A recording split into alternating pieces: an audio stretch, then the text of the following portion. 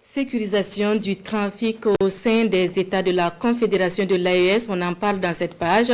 Les directeurs généraux des douanes des 3 pays plus le Togo étaient réunis à Niamey au Niger pour une rencontre sur la question, une rencontre sur l'interconnexion des systèmes douaniers avec à la clé d'importantes décisions prises. Le communiqué final avec Amadou Toudjani, Oumarou et Philippe Tchaou.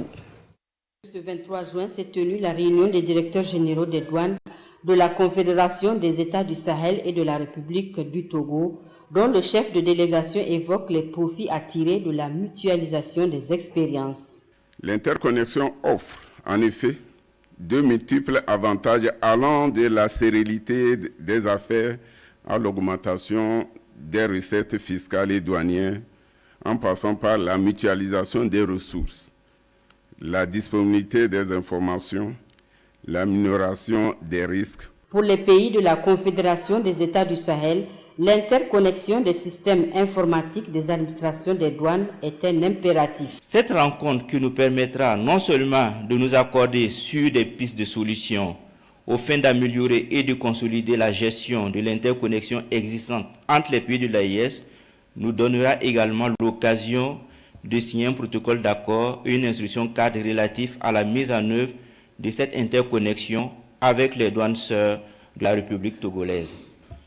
Les objectifs recherchés de l'interconnexion de nos systèmes informatiques douaniers consistent à simplifier et sécuriser les opérations de transit des marchandises à travers des échanges électroniques des informations et des données, à réduire les délais d'attente aux frontières et les coûts du transit et des transports. Les douanes du Niger déjà connectées à celles du Bénin, du Burkina Faso, de la Côte d'Ivoire, du Togo, du Mali et du Ghana comptent bien étendre le réseau.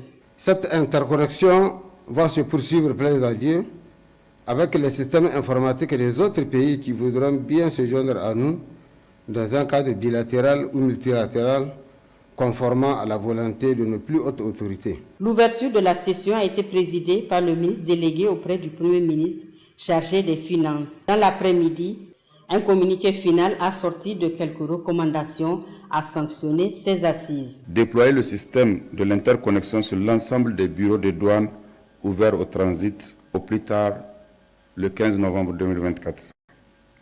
Faire participer les partenaires des administrations douanières, notamment les chambres de commerce, les conseils des chargeurs et les commissionnaires en douane agréés aux travaux d'interconnexion des systèmes informatiques pour faciliter l'adhésion à la réforme et sa parfaite mise en œuvre.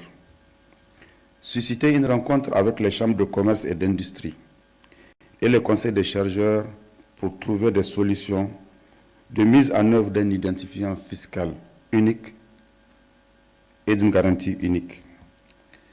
Établir un chronogramme de mise en œuvre effective de l'interconnexion entre le Mali, le Burkina et le Togo.